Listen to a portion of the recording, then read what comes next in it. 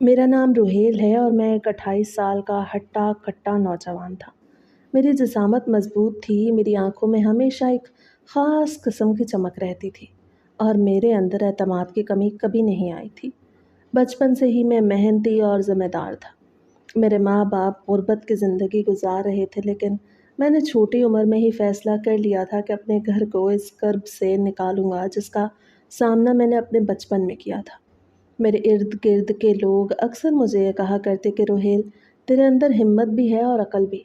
अगर तू चाहे तो अपने ख्वाब पूरे कर सकता है। और यही अल्फाज मेरे दिल के अंदर आग बन के जलते रहे। मैंने दिन रात मेहनत की, पढ़ाई की और अपने ख्वाबों की दुनिया तामीर की। स्कूल के दिनों में कभी किताबें छोड़कर खेल कूद की तरफ ध्यान नहीं दिया, बल्कि मैंने हमेशा अपने आप को ये बावर करवाया कि कामयाबी मेहनत से ही मिलती है। और एक दिन वो मेहनत रंग लाई, जब मैंने अच्छी डिग्री हासिल कर ली और अच्छी नौकरी भी मिल गई। छोटी बहन की शादी का खर्चा भी मैंने अपने कंधों पे उठाया। जब बहन की रुखसती हुई तो मोहल्ले वाले हैरान रह गए कि इतनी छोटी उम्र में ये लड़का सब कुछ कैसे कर रहा है। मैंने माँ बाप की गुर्बत को गलियों से निकाल के खुशहाली की दहलीज पे ला खड़ा किया। अब मेरे वालिदैन के चेहरों पे सकून था। वो जो पहले दिन रात फ़िक्र में रहते थे कि घर का खर्च कहाँ से उठेगा, अब मुतमईन हो गए थे। मैंने माँ की आंखों में पहली बार सकून देखा और वो लम्हा मेरे लिए सबसे कीमती था। मैं अपने बाप के कदमों में बैठ के उनका हाथ पकड़ के कहता था कि अब आपको मेहनत करने की ज़रूरत नहीं। अब मैं हूँ जो आप दोनों के लिए सब कुछ करेगा। वालिद साहब के चेहरे पे जो मुस्कुराहट आती थी वो मेरे लिए सबसे बड़ी कामयाबी थी। मेरे दोस्तों के हलके में अक्सर लड़के इश्क मोहब्बत की बातें करते थे। किसी की किसी लड़की से मुलाकात हो रही थी, कोई किसी के साथ वक्त गुजार रहा था। लेकिन मैंने कभी ऐसे चक्रों की तरफ तवज्जो नहीं दी, क्योंकि मेरे लिए सबसे अहम मेरी जिम्मेदारियां थीं। मैंने अपने दिल को समझा रखा था कि ये सब चीज़ें वक्ती हैं। असल ज़िंदगी तब शुरू होगी जब मेरी शादी होगी, जब मेरी बीवी होगी, और तब मैंने दिल खोल के मोहब्बत करूँगा। यही सोचकर मैंने अपनी जवानी के कई सालों को खुद पे सख्ती करके गुजारा और एक पल के लिए भी उस तरफ नहीं गया जिस तरफ अक्सर नौजवान लड़के बहक जाते हैं। अब वक्त आ चुका था कि मेरी ज़िंदगी में भी एक नया मोड़ आए। अब मैं शादी के काबिल हो चुका था। मेरे पास नौकरी थी, बहन की शादी हो चुकी थी, माँ बाप भी खुशहाल थे और मैंने अपना कैरियर भी अच्छे मकाम तक पहुँचा दिया था। अब सिर्फ़ एक कमी थी कि एक अच्छी-सी बीवी मेरी ज़िंदगी में आ जाए, लेकिन एक ऐसी शरीके हयात जो मेरी मेहनत का फल हो और मेरे साथ हर लम्हा खड़ी हो। इसी सोच में एक दिन मैंने माँ के सामने बात रख दी। माँ ने बड़े सुकून से कहा, ठीक है, तेरे लिए लड़की तलाश करते हैं, लेकिन बेटा ये तो बता दे कि तेरी क्या शर्त है शादी के लिए। लड़के अपनी पसंद बताते हैं, कोई हुस्न मांगता है, कोई अच्छी तबीयत मांगता है, कोई चाहता है लड़की खाना अच्छा बनाती हो, क्योंकि कई मर्दों को खाने पीने का बहुत शौक़ होता है और वो चाहते हैं कि बीवी मज़े मज़े के खाने बनाए। मेरी भी खाने पीने की आदत अच्छी खासी थी, लेकिन मैंने अपनी माँ के सामने जो शर्त रखी वो आम शर्त नहीं थी। मैंने कहा, मुझे जवान जहान लड़की चाहिए जो अपनी टीन एज में हो। माँ ने फ़ौरन मेरी आंखों में देखते हुए हैरत से कहा कि बेटा ये कैसी ज़िद है, ये शर्त कुछ अजीब है। आजकल के दौर में ऐसी कम उम्र लड़की से शादी करना आसान नहीं। आजकल तो 25 साल की लड़कियां भी ज़हनी तौर पे कच्ची होती हैं, उनके दिमाग अभी भी बचपन की बातों में उलझे होते हैं, और तू तो 18-19 साल की लड़की मांग रहा है। माँ के चेहरे पर परेशानी साफ दिखाई दे रही थी, लेकिन मैंने बड़ी संजीदगी से जवाब दिया कि अम्मी, घर संभालना आप सिखा देंगी। आपने मेरी बहन को भी तो सब कुछ सिखाया था, इसी तरह आप मेरी बीवी को भी सिखा देना। शादी के शुरू के 3-4 साल ऐसे ही होते हैं कि शौहर और बीवी के दरमियान मोहब्बत बढ़ती है। वक्त साथ गुजरता है तो दिल जुड़ते हैं। अगर शुरू से ही मैं किसी बड़ी लड़की से शादी करूँगा तो क्या फ़ायदा। शादी के मज़े तो वही हैं जब लड़की जवान हो और मैं अपनी ज़िंदगी के हसीन दिन उसके साथ गुजार सकूँ। माँ ने मेरे जवाब पे थोड़ा सा हंस के कहा कि लगता है तूने सारी बातें दिल में सोच के रखी हुई हैं। लेकिन एक बात बता दूँ, ये ज़माना बड़ा बदल चुका है। पहले के वक्तों में तो कम उम्री की शादियाँ हो जाती थीं, अब ऐसे रिश्ते कम ही मिलते हैं, और अगर मिले भी तो लड़की के माँ बाप हज़ार बार सोचते हैं कि इतनी कम उम्र में लड़की को रुखसत करें या ना करें। लेकिन फिर भी अगर तू चाहता है तो मैं कोशिश करूँगी। मैंने माँ के हाथ को पकड़ के कहा कि यही मेरी ख्वाहिश है। बाकी सब आप पे छोड़ता हूँ। माँ ने आहिस्ता से कहा, मुझे डर ये है कि तू इन 3-4 सालों के बाद दूसरी शादी का सोचेगा। जब ये कम उम्र लड़की कुछ बड़ी हो जाएगी तो कहीं तुझे उससे दिल न भर जाए और फिर तू दूसरी शादी की ज़िद करेगा। मैंने फ़ौरन कहा, नहीं अम्मी, ऐसी कोई बात नहीं, मैं दूसरी शादी का कभी नहीं सोचूंगा। लेकिन हाँ, ये ज़रूर है कि शादी के शुरू के 3-4 साल बहुत अहम होते हैं और उनका मज़ा मैं भरपूर लेना चाहता हूँ। मेरी बात सुन के माँ ने सर हिलाया और कहा कि तू तो बड़ी खुल के अपनी ख्वाहिशात बयान करता है और इसी वजह से कभी कभी मुझे डर लगता है, लेकिन फिर भी अगर यही तेरी ज़िद है तो ठीक है, मैं तेरे लिए ऐसी ही लड़की तलाश करने की कोशिश करूँगी। माँ की ये बात सुन के मेरे दिल को सुकून मिला कि वो मेरी बात मान गई हैं और अब मुझे यकीन था कि जल्द ही मेरी ख्वाहिश पूरी होगी।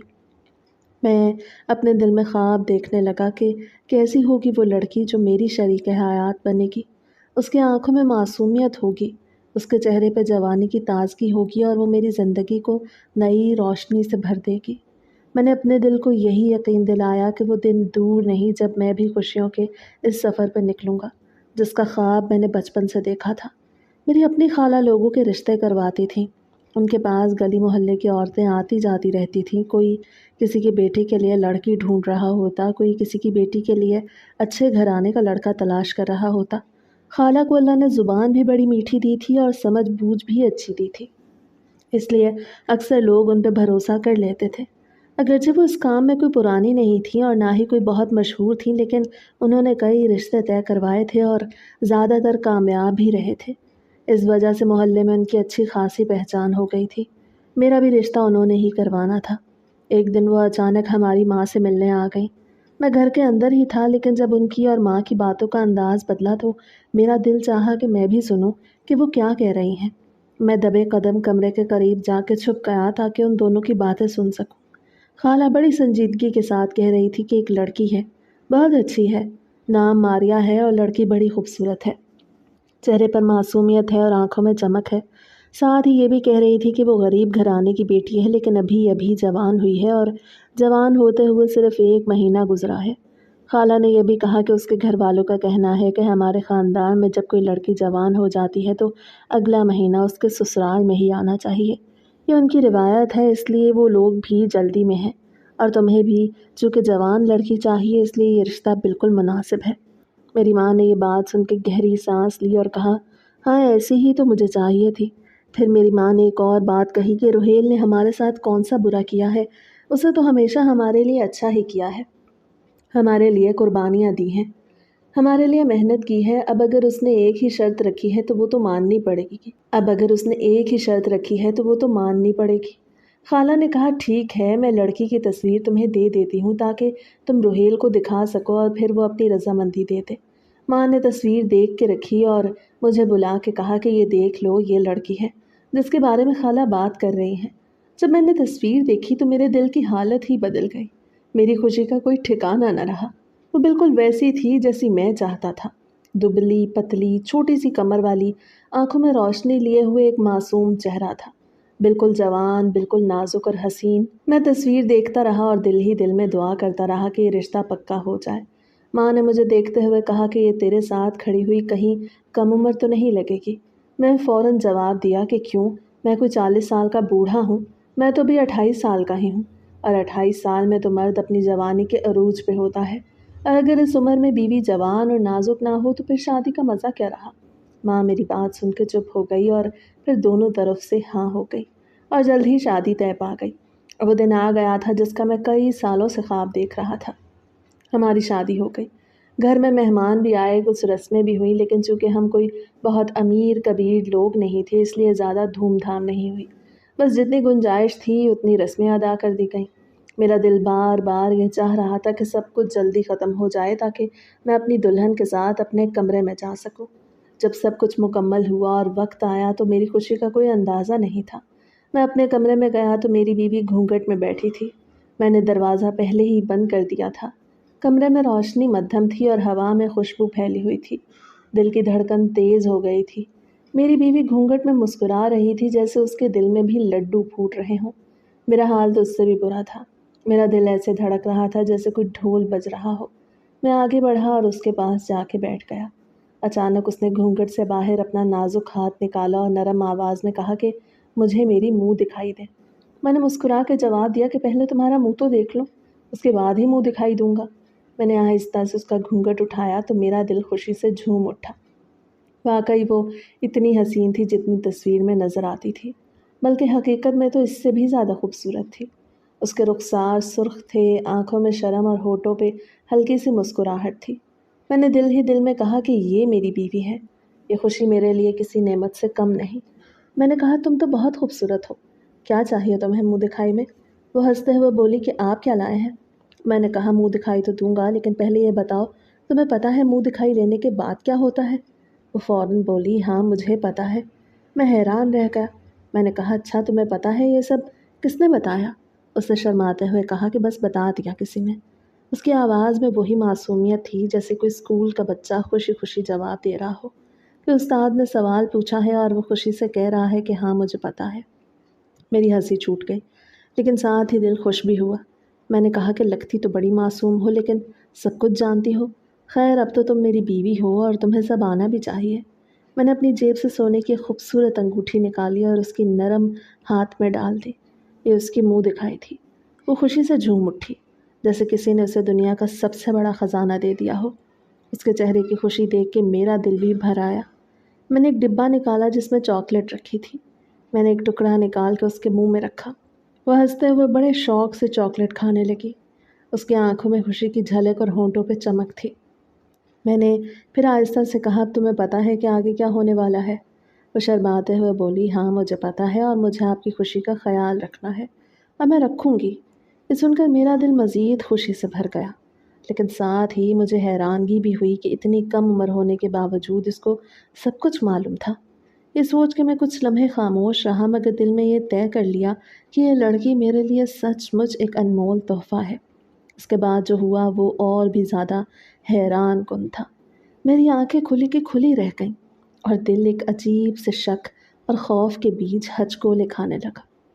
میں نے سوچا تھا کہ شادی کی پہلی رات بس ایک معصوم سی لڑکی ہوگی جو شرمائے گی، جو ہر بات میں الجھے گی اور جسے سب کچھ سمجھنے میں وقت لگے گا، لیکن میرے ساتھ جو ہوا وہ اس کے بالکل الٹ تھا۔ مجھے ایک کم عمر لڑکی اتنی زیادہ تجربہ کار لگی تھی کہ میں بیان نہیں کر سکتا۔ صبح جب میں جاگا تو دل میں ہزاروں سوال تھے جن کا جواب میرے پاس نہیں تھا، اور ان سوالوں کو کسی سے کہہ بھی نہیں سکتا تھا۔ یہ وہ راز تھا جو میرے سینے کے اندر قید تھا۔ صبح ہوتے ہی میری ماں میرے کمرے میں آ گئیں اور وہی سوال پوچھا جو اکثر مائیں اور ساسیں نئی نویلی دلہن کے کمرے کے باہر انتظار کے بعد پوچھتی ہیں۔ انہوں نے کہا روہیل میں نے تیرے بستر پہ سفید چادر بچھائی تھی، کہاں ہے وہ؟ میں نے ماں کو دیکھتے ہی ایک لمحے کے لیے دل ہی دل میں گھبراہٹ محسوس کی۔ میں نے کہا وہ تو ادھر ہی ہے لیکن میں تھوڑا پریشان ہوں۔ ماں نے فوراً چونک کے کہا کیوں، کیا ہوا؟ میں نے آہستہ سے کہا کہ سفید چادر تو ویسی کی ویسی ہی ہے، سفید کی سفید ہی ہے۔ میری ماں نے یہ سن کے آنکھیں پھاڑ کے میری طرف دیکھا اور کہا ایسا کیسے ہو سکتا ہے؟ میں نے کہا ماں بس چھوڑیں، آج کل ایسا ہی ہوتا ہے۔ ماں تو پریشان ہو گئیں، ان کے چہرے پہ تشویش کے آثار نمایاں تھے، لیکن ماں سے زیادہ میں خود پریشان تھا، کیونکہ جو کچھ میرے ساتھ ہوا وہ صرف میں ہی جانتا تھا اور اسے کسی کو بتا بھی نہیں سکتا تھا۔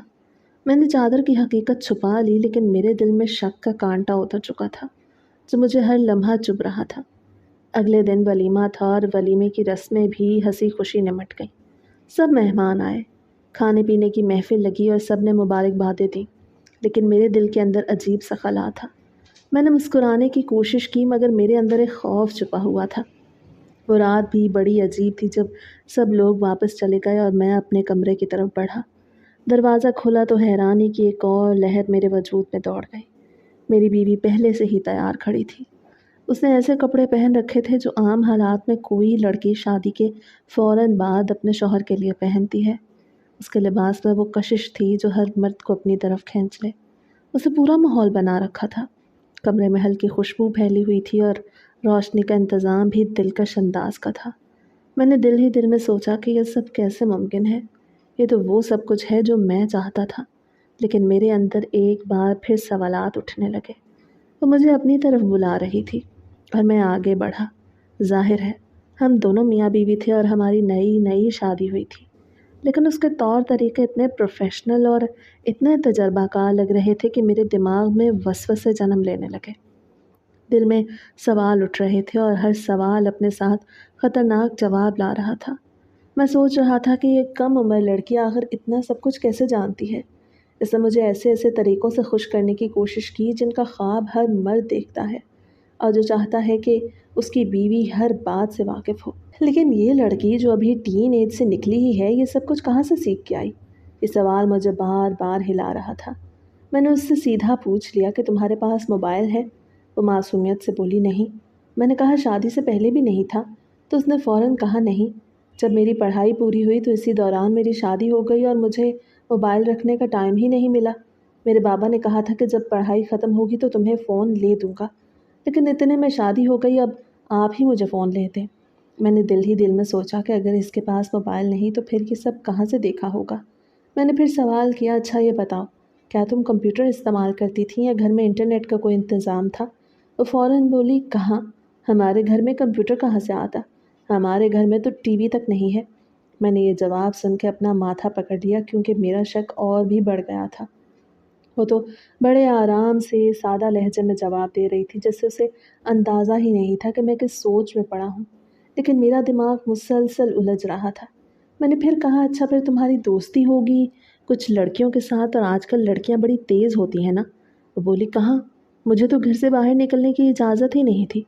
میری امی نے کبھی مجھے باہر نہیں جانے دیا، نہ ہی کوئی دوست بنانے دیا، اور جہاں میں پڑھتی تھی وہاں بھی میری کوئی خاص دوست نہیں تھی۔ میں نے پھر کہا کہ اچھا پھر کزنوں کے ساتھ آنا جانا ہوگا؟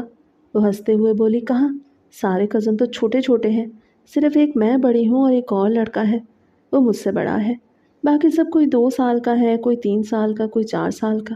یہ جواب سن کے میں نے اپنے دونوں ہاتھوں سے سر پکڑ لیا اور کرسی پہ بیٹھ گیا۔ میں بہت زیادہ پریشان ہو گیا، میرا شک اور بھی گہرا ہو گیا اور دل بار بار یہ سوال کر رہا تھا کہ آخر اس لڑکی کو یہ سب کچھ کہاں سے آیا۔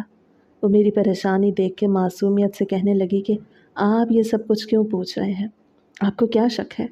میں نے مسکرا کے کہا کہ نہیں ایسی کوئی بات نہیں، بس تمہارے بارے میں جاننے کی کوشش کر رہا ہوں۔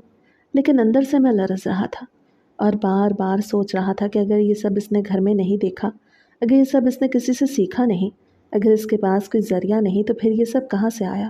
اور یہ سوال میرے لیے ایک ایسا راز بن گیا تھا جو نہ میں کسی سے کہہ سکتا تھا اور نہ اپنے دل سے نکال سکتا تھا۔ میری بیوی مجھے بہت زیادہ خوش رکھتی تھی، وہ ہر وقت میرے لیے کچھ نہ کچھ کرتی رہتی تھی۔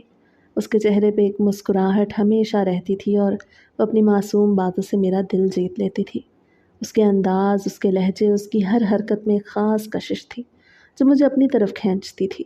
اسے کسی بھی مرد کو خوش رکھنے کے سارے طریقے آتے تھے اور وہ یہ بات فخر کے ساتھ کرتی تھی، لیکن اس کے پاس وہ طریقے تھے جو شاید کسی کو آتے بھی نہ ہوں۔ وہ خود اپنی خواہش کا اظہار کرتی، اپنے کپڑے خود بدلتی اور خود اٹھاتی، میرے قریب آ کے بیٹھ جاتی اور اپنی نرم آواز میں بات کرتی، مجھے خوش رکھنے کے لیے ہر دن نئی نئی کوششیں کرتی۔ لیکن میرے دل میں ایک شک پیدا ہو گیا تھا۔ میں یہ سوچنے لگا کہ شاید اس کے یہ سارے طریقے قدرتی نہیں بلکہ اس نے کہیں سے سیکھے ہیں۔ اس کے انداز اتنی مہارت سے بھرے ہوئے تھے کہ یہ عام بات نہیں تھی۔ میں اس کا رویہ دیکھ کے اس پہ بھروسہ کرنے کے بجائے شک میں پڑ گیا۔ میں نے بالآخر وہی کیا جو اکثر ٹپیکل مرد کرتے ہیں، یعنی اپنی بیوی کو غلط سمجھنا شروع کر دیا۔ میں نے اسے آہستہ آہستہ کم سمجھنا شروع کر دیا کیونکہ مرد عموماً ایسی عورتوں کو پسند کرتے ہیں جو شرماتی ہیں لیکن خود پہل نہیں کرتی، مگر میری بیوی اس کے برعکس تھی۔ وہ خود پہل کرتی تھی، اس کے لیے کوئی مشکل بات نہیں تھی، وہ میری طرف بڑھتی تھی اور اپنے انداز میں مجھے خوش کرنے کی کوشش کرتی تھی۔ اس لیے میں نے دل ہی دل میں اسے غلط سمجھنا شروع کر دیا۔ ایک دن میں نے اسے سیدھا سوال کیا، تم جھوٹ بول رہی ہو یا پھر تم پہلے کسی ریلیشن شپ میں رہی ہو، یا شاید کسی عورت تمہیں یہ سب کچھ بتایا ہو، کیونکہ کسی عورت کو یہ سب باتیں اتنی گہرائی اور مہارت سے کیسے معلوم ہو سکتی ہیں؟ یہ بات میں برداشت نہیں کر سکتا تھا۔ میں نے کہا کہ تمہیں 101 طریقے معلوم ہیں، ایسا کیسے ممکن ہے کہ اتنی کم عمر میں تمہیں یہ سب کچھ آ گیا ہو؟ اس پہ وہ حیران اور پریشان ہو گئی اور آہستہ سے بولی کہ آپ نے تو بڑی خوشی خوشی مجھ سے شادی کی ہے، میں نے آپ کو خوش رکھنے میں کوئی کمی نہیں چھوڑی، پھر بھی آپ مجھ سے اس طرح کی بات کیوں کر سکتے ہیں؟ میری زندگی میں کوئی بھی نہیں رہا، لیکن آپ نے اس طرح سوال کر کے میرے دل کو دکھایا۔ میں نے پھر سوال کیا کہ سفید چادر کا کیا راز ہے؟ تو اس نے ہچکچاتے ہوئے جواب دیا کہ آپ کو پتہ ہے ہم غریب لوگ ہیں اور میں اپنے بابا کے ساتھ محنت مزدوری کرنے میں مدد کرتی تھی، شاید اسی وجہ سے یہ سب کچھ ہوا ہو۔ اس نے یہ بات بڑی عاجزی سے کہی، لیکن میں اس کی بات سن کے دل میں اور زیادہ شک میں پڑ گیا۔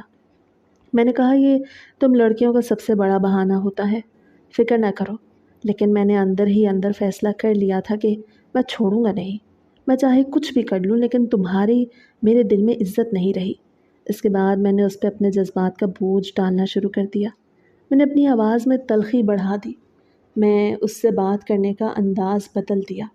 میں اس سے پیار سے بات نہیں کرتا تھا، بلکہ غصے سے بات کرتا تھا۔ وہ مجھ سے پیار اور نرمی سے بات کرتی تو میں سخت لہجے میں جواب دیتا۔ کھانا کھا لیں تو میں کہتا کہ کھا لوں گا، تمہیں کیا ہے، تم کیوں پوچھ رہی ہو؟ وہ فکر سے کوئی بات کرتی تو میں کہتا تمہیں فکر کرنے کی ضرورت نہیں ہے۔ میں نے جان بوجھ کے اس کے لیے کشمکش پیدا کر دی تھی تاکہ وہ مجھ سے دور ہو جائے، لیکن جب مجھے اس کی ضرورت محسوس ہوتی تھی میں اسے اپنے پاس بلا لیتا تھا۔ اس کا چہرہ خوشی سے روشن ہو جاتا کہ سب کچھ ٹھیک ہو گیا، لیکن اگلے دن میں پھر اسی شک کے ساتھ اس سے جھگڑا کر لیتا۔ میرے دل میں یہ بات بار بار آتی رہی کہ شاید میری بیوی باکرا نہیں تھی۔ میں اپنے دل میں اس کے ماضی کے بارے میں سوچتا کہ اتنی سی عمر میں اس نے یہ سب کچھ کیسے کر لیا، اور پھر اس نے مجھ سے شادی بھی کر لی۔ اگر اس کو مجھ سے جلدی شادی نہ ہوتی تو شاید وہ ابھی تک پورا محلہ اپنی باتوں اور افعال سے گندا کر چکی ہوتی۔ لیکن اب میں کسی کو کچھ نہیں کہہ سکتا تھا، کیونکہ میں نے خود ہی کم عمر لڑکی سے شادی کرنے کا کہا تھا۔ میں نے ماں کو جلدی میں کہا تھا اور جلدی میں یہ رشتہ کروایا تھا۔ اب میں خود ہی اپنے فیصلے کا قیدی تھا۔ میں اپنے اندر ایک الجھن اور شک کی گہرائی میں گم تھا، اور ہر دن شک کے ساتھ جیتا رہا۔ میں نے اپنی بیوی کو بہت زیادہ پریشان کرنا شروع کر دیا تھا۔ ہر بات میں اس کے بارے میں شک کرتا اور تلخی شامل کرتی۔ میں اس پہ چھوٹے چھوٹے تانے دینے لگا کہ تمہارے تو پتہ نہیں کتنے یار رہ چکے ہیں، تم نے مجھ سے شادی کرنے سے پہلے کتنی کہانیاں سنی ہوں گی اور کتنی باتیں چھپائی ہوں گی۔ وہ میری طرف دیکھتی اور خاموشی سے جواب دیتی، کبھی کبھی شرم سے سر جھکا لیتی، کبھی چہرے پہ ہلکی سی مسکراہٹ بکھیر دیتی، لیکن زیادہ تر وہ بس چپ رہتی۔ ایک دن میں نے سخت لہجے میں کہا کہ پھر مجھے بتاؤ تو میں یہ جان لوں کہ یہ سب کیسے پتہ چلا۔ اس پر وہ ایک لمحے کے لیے رک گئی اور پھر خاموش ہو گئی۔ ظاہر ہے کہ وہ جھوٹ بول رہی تھی، کیونکہ اگر وہ سچ بولتی تو کبھی لاجواب نہ ہوتی، اور یہی بات میرے دل میں شک کا بیج بوتی گئی۔ یہ بات میں نے اپنی ماں کو بھی بتا دی کہ یہ لڑکی ٹھیک نہیں، اس کے پاس وہ سب نہیں ہونا چاہیے تھا جو اس نے دکھایا۔ میں نے کہا، وہ خود سے پہل کرتی ہے اور اتنے تجربات کا دعویٰ کرتی ہے، یہ سب میرے لیے قابل فہم نہیں۔ ماں بھی میری بات سن کے اس پہ شک کرنے لگی۔ وہ بھی اس سے الگ الگ باتیں کرنے لگیں اور اس پہ دباؤ بڑھانے لگیں۔ میں گھر آتا تو دن بھر ماں اس کے بارے میں باتیں کرتی اور میں اپنے دل میں اسے سنبھالنے کے بجائے اور زیادہ شک میں پڑتا تھا۔ میں دن بھر اپنے ذہن میں سوچتا کہ اس کے پاس یہ سب کیسے ہو سکتا ہے۔ ایک دن جب میں دفتر سے واپس آیا تو اس سے پھر 2-4 تانے دینے لگا۔ باتوں میں تلخی اور سختی شامل ہو گئی۔ وہ میری باتیں سنتی اور نیچے نظر کر کے خاموش رہتی، لیکن اس کی آنکھوں میں ایک ادھوری سی پریشانی اور دکھ صاف نظر آتا تھا۔ کچھ دن اسی طرح گزرے اور پھر ایک دن وہ اچانک بے ہوش ہو گئی۔ میں پہلے گھر والوں کو ڈھونڈنے لگا، پانی لانے اور اس کے ہاتھ پاؤں ہلانے لگا، لیکن اس کے ہوش نہیں آ رہے تھے۔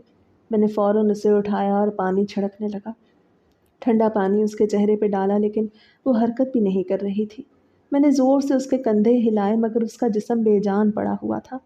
لوگوں نے شور مچایا، ہم سب اسے فوراً ڈاکٹر کے پاس لے گئے۔ ڈاکٹر نے بہت کوشش کی لیکن وہ ہوش میں نہ آئی۔ ڈاکٹر نے ہمیں تشویش میں مبتلا کر دیا اور کہا کہ اس کی حالت نروس بریک ڈاؤن کی ہے، جو زیادہ ٹینشن یا کسی صدمے کی وجہ سے ہوتی ہے۔ اگر اگلے 48 گھنٹوں میں ہوش میں نہ آئی تو یہ کوما میں چلی جائے گی، اور ایک بار کوما میں جانے کے بعد صورتحال بہت خطرناک ہو جائے گی۔ ڈاکٹر نے ہمیں آگاہ کیا کہ یہ لڑکی ماں بننے والی ہے، اور اگر وہ کوما میں چلی گئی تو بچے کی جان بھی خطرے میں پڑ جائے گی۔ اس کے ساتھ ساتھ اس لڑکی کی جان بھی خطرے میں ہوگی اور میرے اوپر ایک بھاری ذمہ داری آ جائے گی۔ اس نے کہا کہ ہر دن کے 10,000 روپے کا خرچہ آئے گا تاکہ اس کو زندہ رکھا جا سکے۔ میں اندر ہی اندر لرز گیا، یہ سوچ کر کہ میں نے خود ہی اس کے ساتھ یہ رشتہ کیا اور اب اس کی زندگی خطرے میں ہے۔ میں دل ہی دل میں پریشان ہو گیا، لیکن گھر میں موجود سب لوگ بھی پریشان تھے۔ میں سوچ رہا تھا کہ اگر خرچہ اٹھانے کی طاقت نہ ہو تو ہمیں کیا کرنا چاہیے۔ ایک طرف دل کہہ رہا تھا اس کی مدد کرو، دوسری طرف ذہن کہہ رہا تھا کہ یہ فیصلہ بہت بڑا بوجھ ہے۔ گھر واپس آ کے میں خاموش ہو گیا، میں اپنی سوچوں میں گم تھا۔ ڈاکٹر نے بھی واضح کر دیا تھا کہ اگلے 48 گھنٹے انتہائی اہم ہیں۔ میں اپنے کمرے میں بیٹھا اس کے بستر کے پاس جا کے اس کی حالت دیکھ رہا تھا۔ میں نے محسوس کیا کہ یہ سب اس کے اور میرے جھگڑوں اور دباؤ کا نتیجہ تھا۔ میں صبح بھی اس سے جھگڑا کر کے نکلا اور دل میں بار بار یہ سوچ آ رہی تھی کہ شاید یہی وجہ ہے کہ اس کی طبیعت خراب ہو گئی۔ اچانک میرا ہاتھ اس کے بستر کی طرف گیا، جیسے کوئی اندر سے مجھے کھینچ رہا ہو۔ میں نے سوچا شاید اس کے تکیے کے نیچے کچھ ہے۔ میں نے احتیاط سے اپنا ہاتھ بڑھایا اور تکیہ اٹھایا۔ جیسے ہی تکیہ اٹھایا میں رک گیا، میرا دل زور سے دھڑکنے لگا اور میری سانسیں تیز ہو گئیں، کیونکہ جو کچھ میں نے دیکھا وہ میرے سارے سوالوں کے جواب دے رہا تھا۔ وہ ایک چیز تھی جس نے میرے دماغ میں لاکھوں سوال پیدا کر دیے اور ایک ایسی پہیلی بنا دی جس کا حل میرے پاس نہیں تھا۔ میں اس سے دیکھ کر ایک لمحے کے لیے جام ہو گیا۔ دل میں ایک عجیب خوف اور حیرانی نے جگہ بنا لی۔ میں جانتا تھا کہ یہ چیز میرے لیے زندگی بدل دینے والی ہے، لیکن نہیں جانتا تھا کہ میں اس راز کا پردہ کیسے اٹھاؤں اور یہ راز مجھے کہاں لے جائے گا۔ دراصل اس کے تکیے کے نیچے کتاب پڑی تھی جس کا نام کاما سوترا تھا۔ یہ کتاب شادی شدہ جوڑوں کی زندگی کو خوشگوار بنانے کی تاریخ کی سب سے بڑی کتابوں میں شمار ہوتی ہے، اور اس میں ایسی ایسی ٹیکنیکس لکھی ہوئی ہیں جنہیں اگر مرد اور عورت دونوں پڑھیں اور سمجھیں تو وہ ایک دوسرے کو بے پناہ خوشی دے سکتے ہیں اور اپنی زندگی کو ایک نئی روشنی اور محبت سے بھر سکتے ہیں۔ یہ کتاب عام طور پہ آسانی سے نہیں ملتی اور اس کا حصول خاصا مشکل ہوتا ہے، لیکن یہ حقیقت تھی کہ یہ کتاب میری بیوی کے پاس تھی۔ میں نے ایک لمحے کے لیے وہ کتاب ہاتھ میں اٹھائی اور اس کے صفحات پلٹنے شروع کیے۔ میں نے غور سے پڑھنا شروع کیا تو مجھے اچانک سمجھ آ گئی کہ میری بیوی جو کچھ بھی کرتی رہی وہ دراصل اسی کتاب سے سیکھ کر کر رہی تھی۔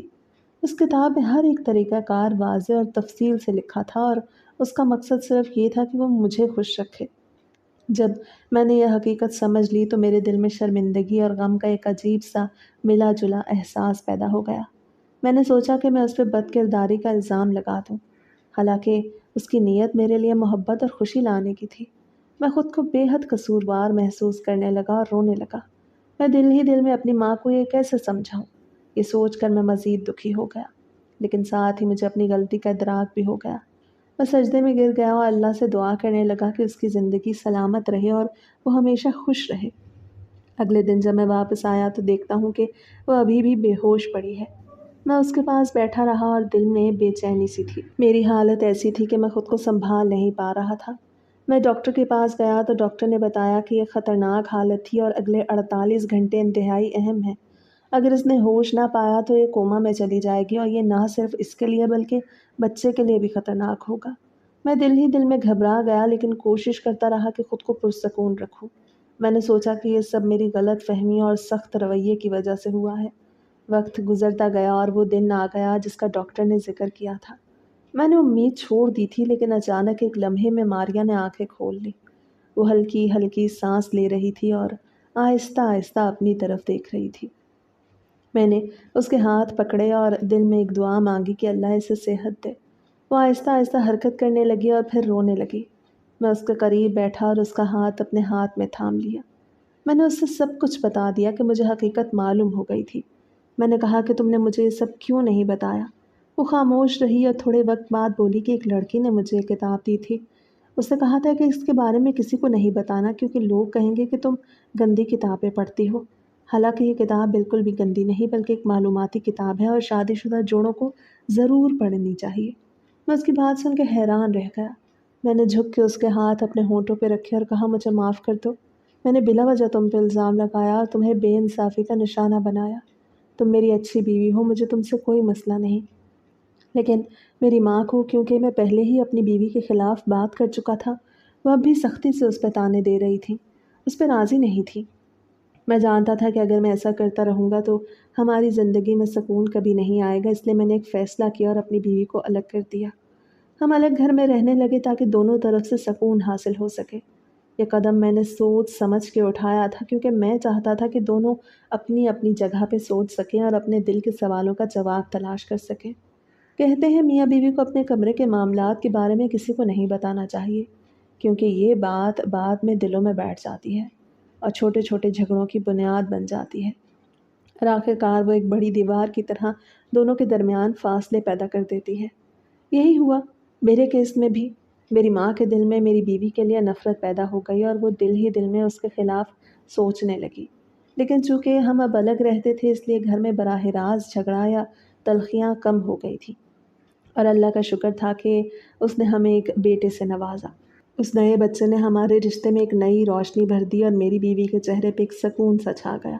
اس کے بعد میں نے فیصلہ کیا کہ میں اپنی بیوی کا خاص خیال رکھوں گا۔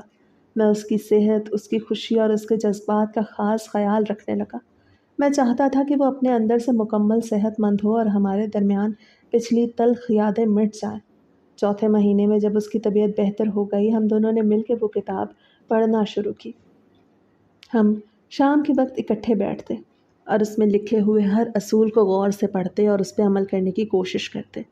یہ کتاب نہ صرف ہمارے لیے ایک رہنما تھی بلکہ ایک پل بھی تھی جو ہمیں ایک دوسرے کے قریب لے آیا تھا۔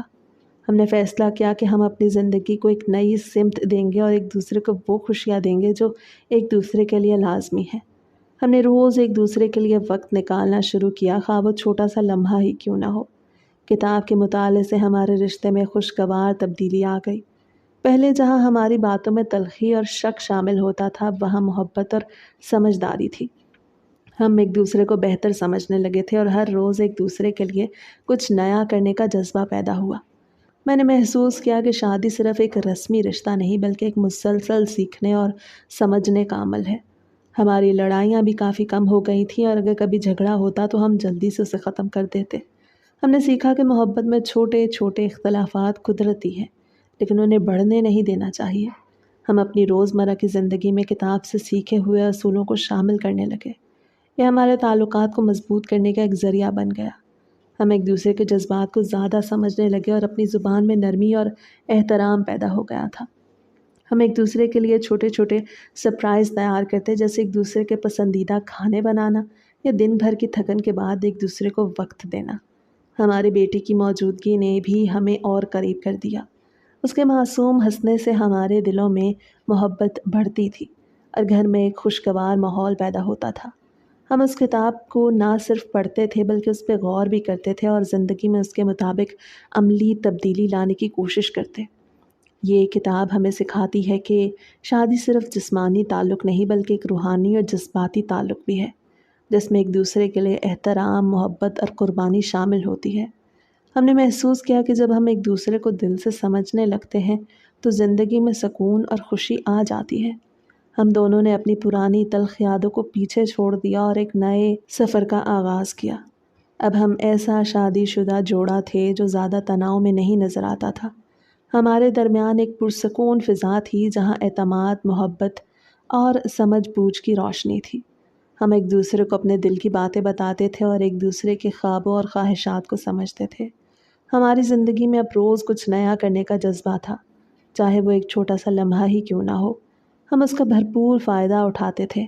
ہم نے یہ سمجھ لیا تھا کہ خوشی ایک لمحے کا نام نہیں بلکہ ایک مسلسل کوشش کا نتیجہ ہے۔ ہماری ملاقاتیں، ہمارے مکالمے اور ہماری محبت اب پہلے سے زیادہ مضبوط ہو گئی تھی۔ ہم ایک دوسرے کے لیے وقت نکالتے اور ایک دوسرے کو اپنی محبت کے چھوٹے چھوٹے اشارے دیتے تھے۔ یہ کتاب ہمارے لیے ایک روشنی کی مانند تھی جو ہمیں ہر دن ایک دوسرے کے قریب لے آتی تھی۔ ہم نے اپنی زندگی کو ایک خوبصورت سفر میں بدل دیا جہاں ایک دوسرے کی خوشی ہماری اولین ترجیح تھی۔ میں نے اپنی بیوی کو یقین دلایا کہ میں اس کا ساتھ ہر حال میں دوں گا اور وہ بھی یہ عہد کرتی کہ وہ مجھے ہمیشہ خوش رکھنے کی کوشش کرے گی۔